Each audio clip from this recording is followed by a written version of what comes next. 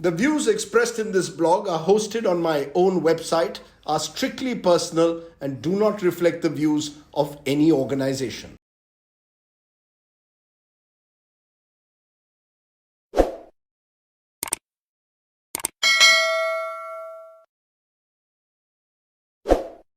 Hello and welcome friends once again to Straight Bat, my weekly video blog where, as the title suggests, I comment with a straight bat. Now, Hindu-Musalman-Pakistan has become a familiar narrative in Indian elections, and when the state going to the polls is Gujarat, then this narrative in a way seems to get even more potent.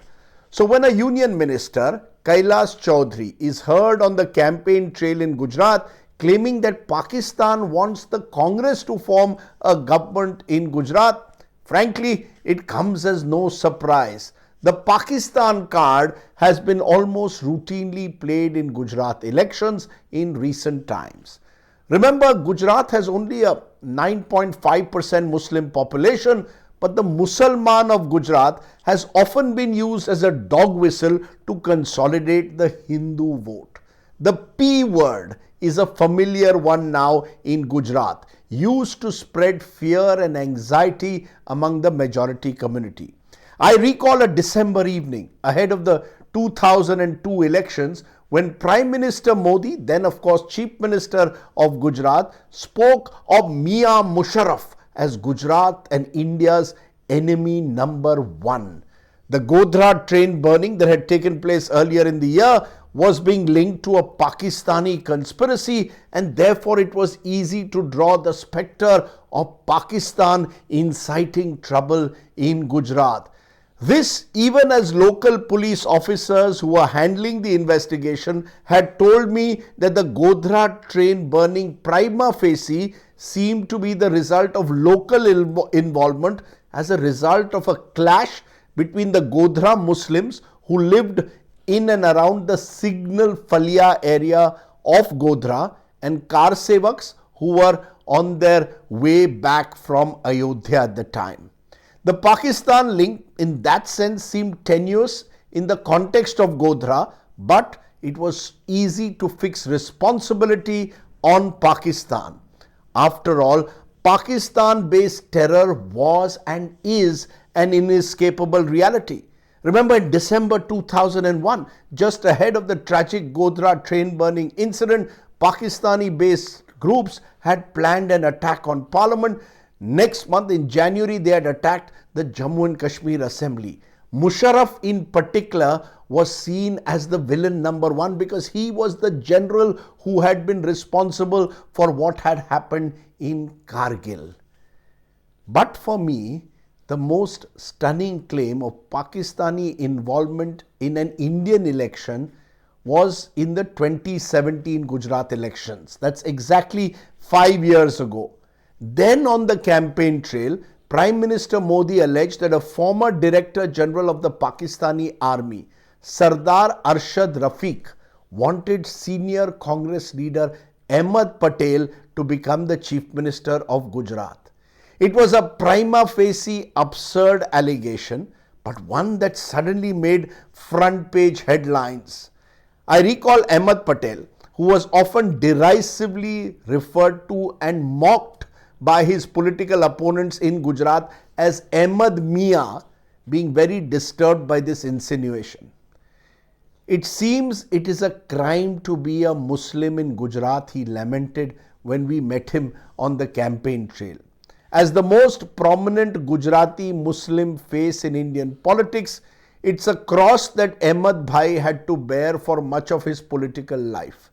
He could no longer be elected from his home turf of Bharuch, nor could he ever dream of becoming the Gujarat Chief Minister.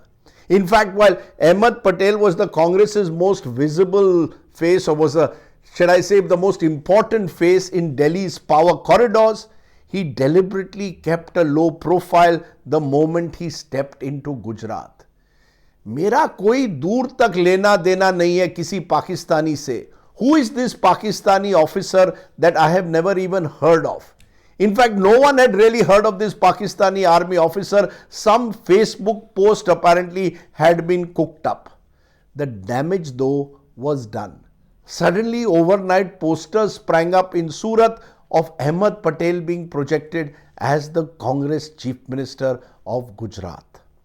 It doesn't end there. Another spurious allegation was made in 2017 during that campaign that there had been a secret meeting at Congress leader Manishankar Iyer's residence where the guests included former Prime Minister Dr. Manmohan Singh and the former Pakistani Foreign Minister Khurshid Kasuri. And it was reported that the meeting was a conspiracy that was being hatched against the Modi government. A day later, Mr. Iyer in true style responded by calling the Prime Minister Neech, an unfortunate expression that only gave more grist to the propaganda war and pushed the Congress totally on the back foot in that election. The fact is that Iyer and Kasuri were old friends, and the so-called secret meeting was attended by several top diplomats and journalists who on record confirmed that no domestic politics had been discussed.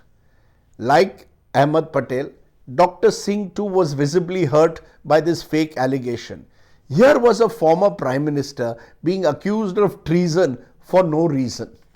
When I mentioned this to a senior BJP leader at the time who is tragically no longer with us, his response stunned me.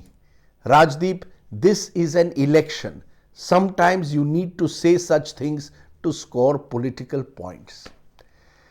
There might have been a possible explanation as to why these fake conspiracy theories were doing the rounds in 2017. You see, by all accounts, this was the most difficult election in Gujarat the BJP had faced since they came to power in 1995. The Prime Minister's reputation was on the line in his home state. A falsehood was being spread in a way because the BJP was desperate at the time to shift the narrative from the high-pitched Patidar agitation to the more familiar Pakistan pitch.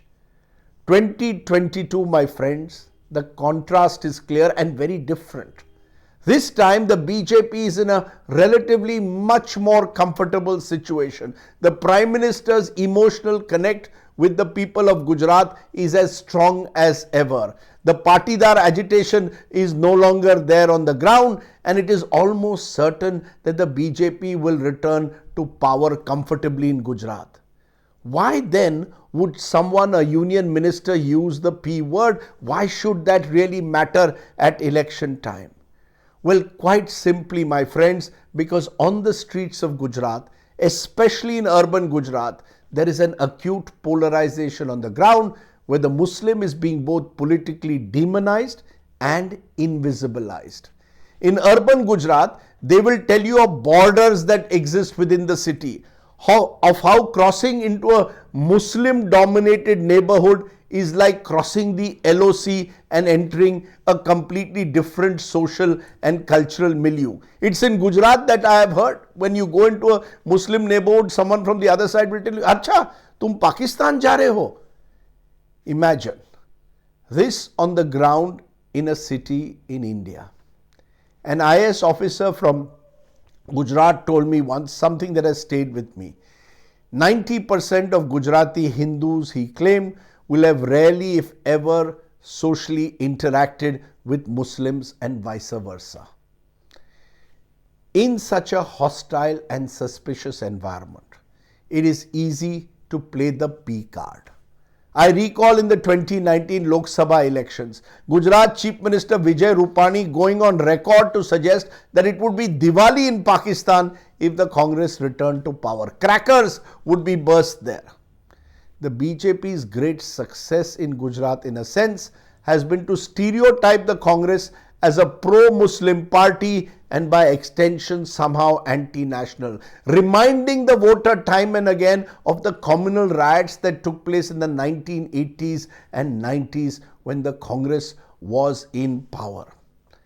Sadly, the communal dog whistles that take place now during an election campaign are unchecked. No one, not even the Election Commission, seems willing to step in and draw a red line. In an ideal world, the political debate in a state like Gujarat should focus around Vikas, the Gujarat model that the Prime Minister often refers to in his speeches. But by drawing in the P word, the narrative is strategically shifted and the Hindu-Musalman-Pakistan rhetoric is revived. I sometimes wonder that some of these army generals in Pakistan, who by all accounts should be at the moment worried about the state of play in their own country, which appears, at least on the face of it, to be falling apart, they must be grinning every time they hear Indian politicians bring Pakistan into a state election campaign.